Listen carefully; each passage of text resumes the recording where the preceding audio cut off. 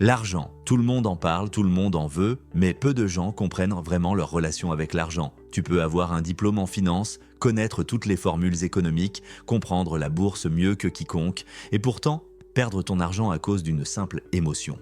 La peur, la jalousie, la frustration, pourquoi? Parce que l'argent n'est pas une question de logique. C'est une question de comportement, de psychologie, d'histoire personnelle. C'est exactement ce que Morgan Housel explique dans son livre The Psychology of Money. Ta réussite financière ne dépend pas uniquement de ce que tu sais, mais de la manière dont tu réagis face à l'incertitude, au risque et au temps. Et si tu veux vraiment apprendre à faire travailler ton argent, tu dois d'abord apprendre à te comprendre toi-même. Chaque décision financière que tu prends est influencée par tes émotions. Peur de manquer, besoin de sécurité, désir de reconnaissance, confiance ou méfiance. Nous aimons croire que nous sommes rationnels, mais la vérité, c'est que nous sommes profondément émotionnels avec l'argent. Celui qui a grandi dans la pauvreté verra chaque euro comme une protection. Celui qui a grandi dans l'abondance verra l'argent comme un outil de liberté. Et celui qui a connu une crise économique aura toujours peur d'investir, même si toutes les conditions sont réunies. Nos expériences passées déterminent notre rapport à l'argent bien plus que les théories qu'on apprend à l'école. Autrement dit, on n'investit pas selon la réalité, mais selon notre réalité. Être riche, c'est avoir beaucoup d'argent aujourd'hui. Être libre, c'est pouvoir choisir ce que tu veux faire demain. C'est une distinction que peu de gens comprennent. Beaucoup dépensent pour montrer qu'ils ont réussi.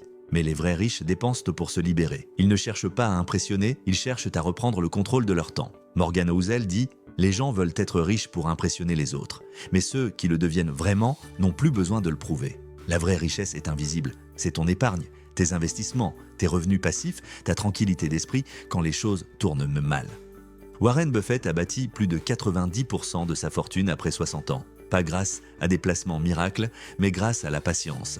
C'est la puissance du temps et de l'intérêt composé. Une petite somme investie régulièrement pendant longtemps devient une montagne d'argent simplement parce qu'elle a eu le temps de croître.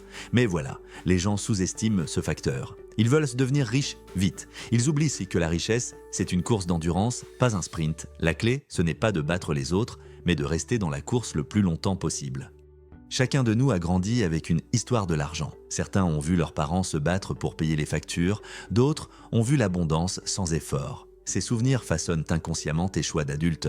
Tu peux lire tous les livres de finances du monde, mais si, au fond de toi, tu crois que l'argent est source de souffrance, tu t'auto-saboteras sans même t'en rendre compte.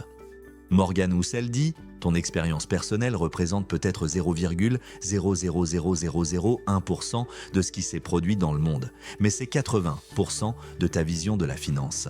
C'est puissant. Ça veut dire que ton rapport à l'argent est unique et que tu dois le comprendre avant de chercher à le changer. » Deux émotions détruisent des fortunes chaque année.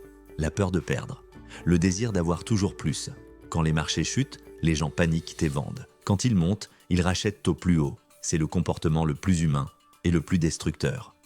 La clé, c'est d'apprendre à rester calme quand tout le monde s'agite. Le bon investisseur n'est pas celui qui a les meilleures infos, mais celui qui garde la tête froide quand les autres perdent la leur. L'argent est un outil, pas une source de stress. Il doit te servir, pas te contrôler.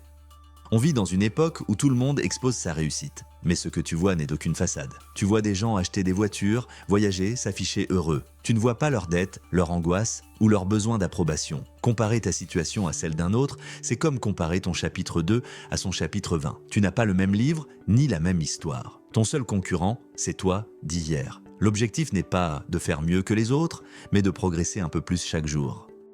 Housel explique que la réussite n'est jamais uniquement le fruit du mérite. La chance et le risque sont invisibles, mais omniprésents. Deux personnes peuvent faire les mêmes choix et finir avec des résultats complètement différents. Reconnaître la part de chance, c'est rester humble. Reconnaître la part de risque, c'est rester prudent. Ne juge jamais quelqu'un sur sa réussite et ne te juge pas trop durement sur ton échec. L'argent, c'est un jeu où personne ne contrôle toutes les cartes.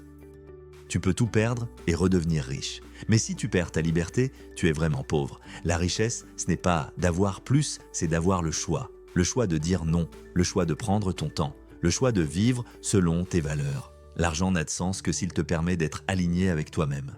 La société te pousse toujours à vouloir plus. Plus d'argent, plus de succès, plus d'objets. Mais la vraie sagesse, c'est de savoir dire « ça me suffit ». C'est le secret des gens vraiment heureux. Ils ne courent pas après la richesse infinie. Ils construisent une vie à leur mesure. Savoir que tu as assez, c'est le début de la vraie liberté.